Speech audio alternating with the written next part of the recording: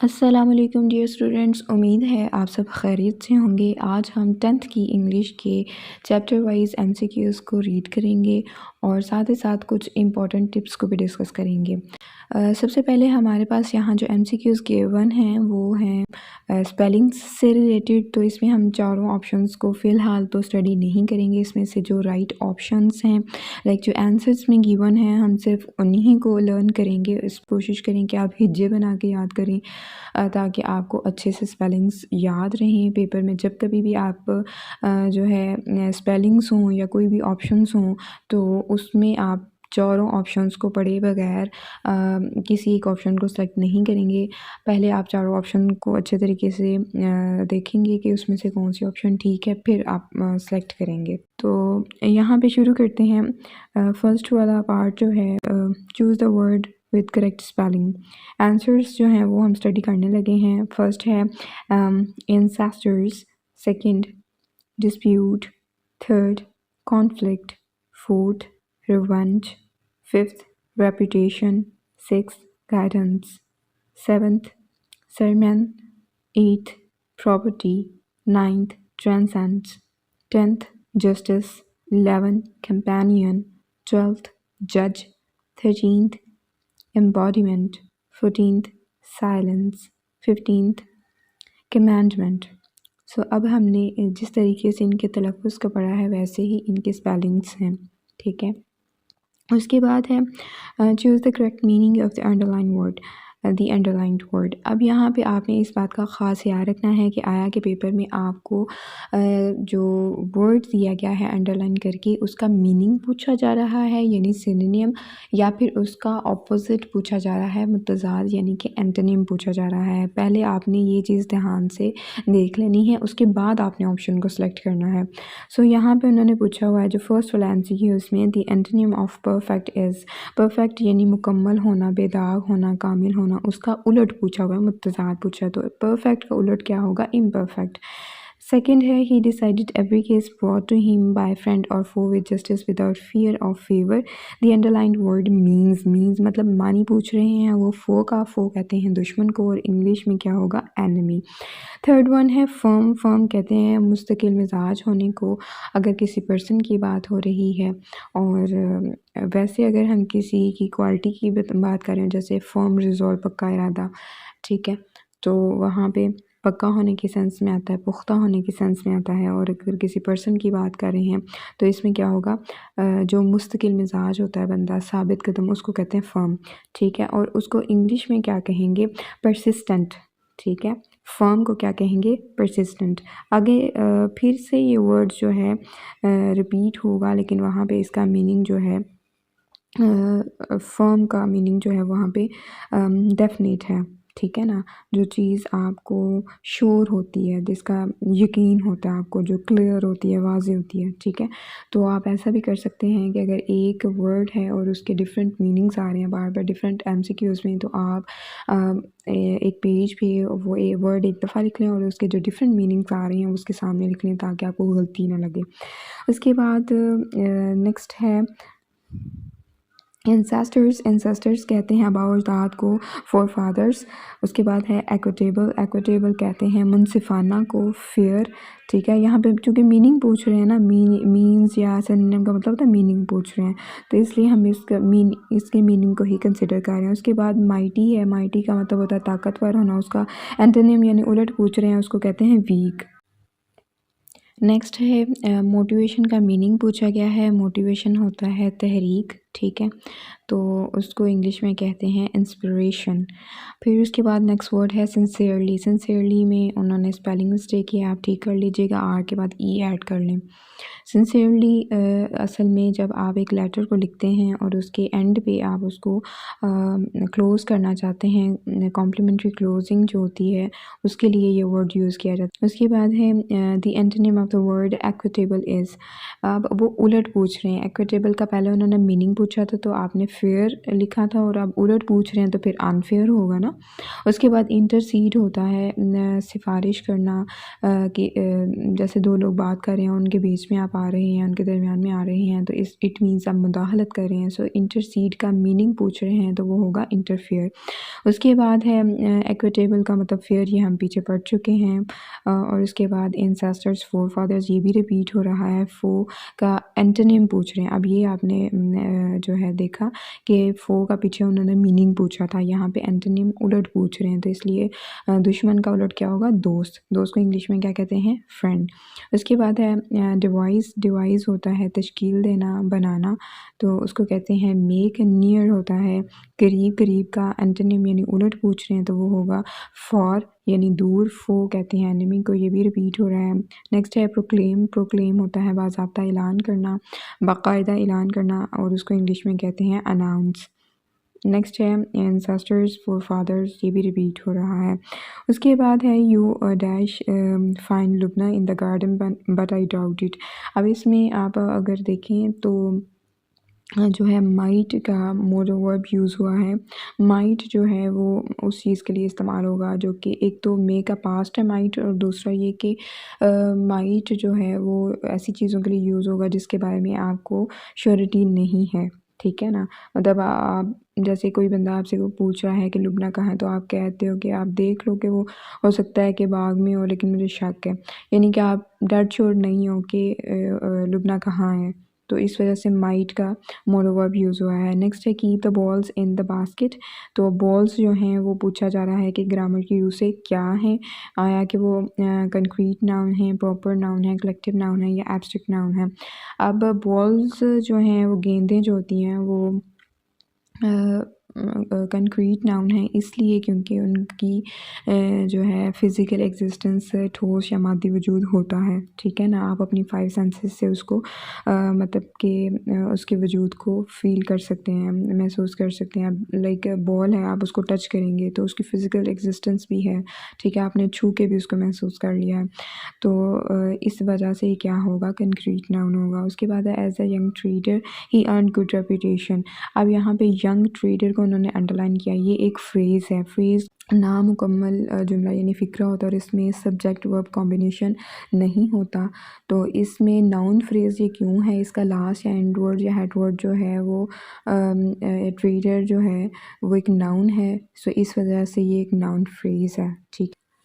A new restaurant was opening last week, और इसमें हमने जो फोकस करना है वो वाज ओपनिंग पे करना है। वाज शो करता है पास्ट को और ओपनिंग का आईएनजी शो करता है कंटिन्यूस को। सो इस लिहाज से ये टेंस पूछा जा रहा है कौन सा है, तो ये पास्ट कंटिन्यूस टेंस हुआ। देन उसके बाद है हेयरिंग दिस द सहाबा रज़ियल्लाहु ताला अन्हुम बिकेम एंशियस। हेयरिंग को अंडरलाइन करके पूछ रहे हैं ये ग्रामर की रूह से क्या है। तो हेयरिंग में अगर आप हेयर को अलग करते हैं, आईएनजी को अलग करते हैं, तो हेयर होता है सुनना जो कि एक वर्ब है और उसके साथ आईएनजी लगाया। अब ये जो है हेयरिंग क्या बन गया है, नाउन की तरह एक्ट कर रहा है। वर्ब के साथ, वर्ब की फर्स्ट फॉर्म के साथ आईएनजी लगाएं और वो एज नाउन अगर बिहेव करे तो उसको हम जेरंड कहते हैं, ठीक है। उसके बाद है हज़रत मोहम्मद सल्लल्लाहु अलैहि वसल्लम, हज़रत मोहम्मद रसूलुल्लाह ख़ातमुन नबिय्यीन सल्लल्लाहु अलैहि वसल्लम life is the perfect model. तो परफेक्ट का वो पूछ रहे हैं कि वो ग्रामर की रूह से क्या है। यहाँ हम ग्रामेटिक जो है पोर्शन को डिस्कस कर रहे हैं तो इस वजह से जो है परफेक्ट ग्रामर की रूह से हम किसी की तारीफ़ कर रहे हैं, खूबी बयान कर रहे हैं ना, तो इस वजह से ये खूबी या तारीफ़ या क्वालिटी किस में आएगा, एडजेक्टिव में आएगा। He did not take care of his pet. अब यहाँ पे केयर को अंडरलाइन किया गया है। केयर होता है किसी की देखभाल करना, ख्याल रखना। तो ये एक ख्याल जो है या देखभाल जो है ये इसका कोई ठोस या मादी वजूद नहीं है, इसकी कोई फ़िज़िकल एग्जिस्टेंस नहीं है, इस वजह से ये एब्स्ट्रैक्ट नाउन कहलाएगा। ही decided all his cases on merit. Merit जो कहते हैं हक़ इस्तेहकाक को, यानी जिसका जो हक़ है उसको वो देना। तो मेरिट जो है उसका भी कोई ठोस या मादी वजूद नहीं होता, फ़िज़िकल एग्जिस्टेंस नहीं होती, इस वजह से इसको भी एब्स्ट्रैक्ट नाउन में कंसिडर करेंगे। नेक्स्ट है ट्रुथफुलनेस, राज़गोई, सच्चाई। तो इसको भी हम जो है एब्स्ट्रैक्ट नाउन में ट्रीट करेंगे क्योंकि इसका भी ठोस जमाती वजूद नहीं होता। सेम इसी तरह जस्टिस यानी इंसाफ को भी ट्रीट करेंगे, वो भी एब्स्ट्रैक्ट नाउन है। Old fashion, this is an old fashion hat, इसमें ओल्ड फैशन हैट को अंडरलाइन किया गया जिसका लास्ट एंड वर्ड या हेड वर्ड जो है हैट एक नाउन है, तो ये पूरा फ्रेज़ जो है वो एक नाउन फ्रेज़ कहलाएगा। He did not take good care of his pet, pet कहते हैं पालतू को, तो वो पालतू जानवर की अगर आपने देखभाल नहीं की, तो यहाँ पे पालतू को वो पूछ रहे हैं वो ग्रामर की रूह से क्या है, आया कि वो एब्स्ट्रैक्ट नाउन है, वो प्रॉपर है, कलेक्टिव है या कॉमन। तो कॉमन नाउन हम इसको ट्रीट करेंगे क्योंकि पेट को स्पेसिफाई नहीं किया गया कि कौन से पेट की बात हो रही है। Chapter number 2. Answers. Number 1. Beginning. Number 2. Character. Number 3. Association. Number 4. Reinvigorate. Number 5. Custom. Number 6. Lunar. Number 7. Recipient. Number 8. Belief. Number 9. Practice. Number 10. Calendar. Number 11. Symbolize. Number 12. Celebration. Number 13. February. 14th. Thoroughly. 15th. Festive. 16th, symbolic. 17th, prosperity. Choose the correct meaning of the underlined word. Celebrations can actually last up to a month. The underlined word means actually का मतलब बताना है, दर हकीकत, असल में, इसका उर्दू में meaning होता है और इंग्लिश में in fact. सेकेंड है hanging up signs and posters on doors and windows means, यानी कि दरवाज़ों और खिड़कियों पर जो अलामतें और इश्तहारात लटकाए जाते हैं उसका मकसद क्या होता है, क्या होता है ऐसा करने से। चाइनीज़ के अकीदे के मुताबिक ऐसा करने से लक एंड हैप्पीनेस मिलती है, यानी उनको लगता है ऐसा करने से उनको खुशकिस्मती मिलेगी और खुशी मिलेगी। Chinese New Year falls somewhere between January 21st and February 20th. 21 जनवरी और 20 फरवरी के दरमियान में चाइनीज़ न्यू ईयर आता है। Elders present red packets to unmarried members of the family, ये तो आपको पता है उनका फेवरेट कलर है, ठीक है। In Chinese language the word eat means, Chinese language में ईट का मतलब क्या होता है, प्रॉस्पेरिटी, खुशहाली। रेसिपिएंट होता है वसूल कनिंदा, जो जिंदा वसूल करता है, कोई चीज़ हासिल कर रहा होता है ना, रिसीव कर रहा होता है, तो रिसीवर आएगा। दी antonym of the word display होता है कोई चीज़ शो करना, ठीक है, और उसका उलट क्या होगा, उसको छुपाना, हाइड। रीइन्विगोरेट का सिनोनिम बताना है स्ट्रेंथन, यानी किसी चीज़ को फिर से ताकत बख्शना, ताकत देना। ट्रेट्स कहते हैं करेक्टरिस्टिक्स को, खसूसियात को, क्वालिटीज़ को। और पार्टेक होता है शिरकत करना, शरीक होना, हिस्सा लेना, पार्टिसिपेट। प्रायर कहते हैं प्रीसीडिंग, जो चीज़ कब्ल होती है, पहले होती है। Our job is to keep the audience happy, audience कहते हैं सामीन को, जो कि कलेक्टिव नाउन है। कलेक्टिव नाउन वो नाउन होता है जिसमें ग्रुप ऑफ पर्सन या थिंग्स को हम सिंगल ट्रीट करते हैं, यानी कि असल में ज़्यादा लोग या ज़्यादा चीज़ें होती हैं लेकिन उन्हें वाहिद तस्वर किया जाता है। It rains a lot here, यहाँ पर रेन्स यानी कि एस या ई एस का इजाफा किसी वर्ब के साथ, फर्स्ट फॉर्म ऑफ वर्ब के साथ तब करते हैं जबकि हम प्रेजेंट इंडेफिनिट टेंस की बात करते हैं। तो टेंस ही पूछा हुआ है तो वो हम बताएंगे प्रेजेंट इंडेफिनिट टेंस है। आर्मी है या क्रू है, ये क्राउड है या ऑडियंस है, ये सारे जो हैं कलेक्टिव नाउन हैं, तो इस वजह से इन सब का सेम ही आंसर है। आर्मी जो है उसमें भी ज़्यादा लोग होते हैं, जो फ़ौज है। उसके बाद क्रू जो है अमला, क्राउड मजमा, और ऑडियंस सामीन, इनमें ज़्यादा लोग होते हैं लेकिन हम इन सब को सिंगुलर ही ट्रीट करते हैं। Unit number 3, choose the word with correct spelling. Answers. Number 1, courage. Number 2, prevail. Choose the correct meaning of the underlined word. Number 1, the synonym of persevere is persist. Persevere means साबित कदम होना, मुस्तकिल मिजाज होना और बरकरार रखना, इसलिए इसका इंग्लिश में मीनिंग होगा persist. This is the lesson you should heed. Heed को पूछा हुआ है कि इसका क्या मतलब है। Pay attention. The meaning of the word strive. Strive होता है कोशिश करना, जद्दोजहद करना। Struggle. Heed दोबारा से वही है, to pay attention. Persevere, persist. Courage कहते हैं बहादुरी को, बहादुरी means bravery. Disgrace. डिस्ग्रेस का मतलब होता है ज़िल्लत, रसवाई, बेइज्जती, insult. Select a personal pronoun that agrees with subject of the sentence. The band starts dash tour tomorrow night. Band जो है बेजान चीज़ है और उसके लिए जो possessive pronoun है वो इट्स यूज़ होगा। The umbrella with the broken handle is mine. With the broken handle जो है वो सारा मिल के अम्ब्रेला यानी कि नाउन को मॉडिफाई कर रहा है। जो चीज़ नाउन को या प्रोनाउन को मॉडिफाई करती है उसको हम एडजेक्टिव कहते हैं। ठीक है, तो ये पूरा फ्रेज़ क्या होगा? Adjective phrase. My mother and her sister took dash vacation together. My mother and her sister took their vacation together. Their उनकी छुट्टियाँ, ठीक है ना, मतलब मेरी अम्मी ने और उनकी बहन ने अपनी छुट्टियां इकट्ठी गुजारी। तो देयर आएगा, एक से ज़्यादा लोग हैं ना, प्लूरल हैं, ठीक है, और पॉजेसिव केस है तो इसलिए, और थर्ड पर्सन प्लूरल जो होता है और पॉजेसिव केस जो होता है उसमें देयर आएगा। The watchman blew his whistle, the underlined word is an।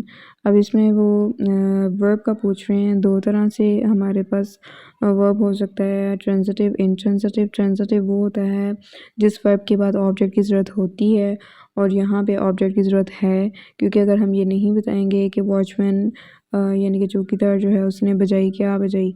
सीटी बजाई, तो जब तक ये नहीं बताएंगे, ऑब्जेक्ट नहीं लगाएंगे, विसल वाला ऑब्जेक्ट नहीं लगेगा, तो बात का मतलब समझ में नहीं आएगा।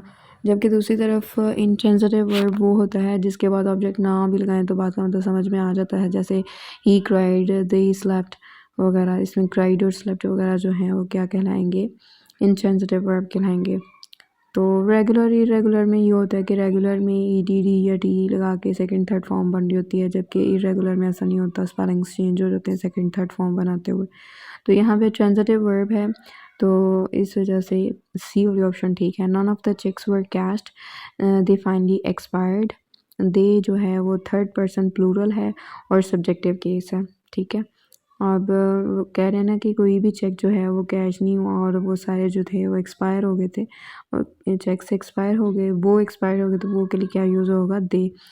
तो इटोरेट्स तो नहीं लग सकता, तो वो तो वाहिद के लिए लगता है, और देम तो नहीं लग सकता क्योंकि ये ऑब्जेक्टिव केस तो नहीं था, सेंटेंस का स्टार्ट था, इस वजह से दे लगना था।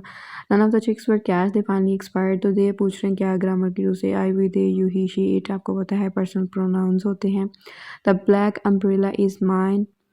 अम्ब्रेला नाउन है जिसको मॉडिफाई कर रहा है ब्लैक का वर्ड, तो ऐसा लफ्ज़ जो कि नाउन या प्रोनाउन को मॉडिफाई करता है उसको हम एडजेक्टिव कहते हैं, यानी इसमें सिफ्स होता है। The umbrella which has a broken handle is mine. अब यहाँ पे which has a broken handle एक क्लॉज है, लेकिन ये कौन सी क्लॉज है? ये एडजेक्टिव क्लॉज है। क्यों? क्योंकि उससे पहले अम्ब्रेला है, अम्ब्रेला यानी नाउन को मॉडिफाई कर रही है, तो इस वजह से क्लॉज वो होती है जिसमें सब्जेक्ट वर्ब कॉम्बिनेशन होता है, सब्जेक्ट फाइल और verb fail. Time will bring you your reward. Reward कहते हैं इनाम, सिले को, और वो एब्स्ट्रैक्ट नाउन होता है जिसका ठोस या फिजिकल एग्जिस्टेंस या मादी वजूद नहीं होता, ठीक है। और उसके बाद she sells sea shells by the sea shore, given sentence is an example of. अब यहाँ पे भी ये बात कर रहे हैं कि जो सेम साउंड्स जो हैं, इनिशियल लेटर्स रिपीट हो रहे हैं, कॉन्सोनेंट्स जो हैं, तो वो किस figures of speech, figure of speech को जो है बिलोंग करते हैं?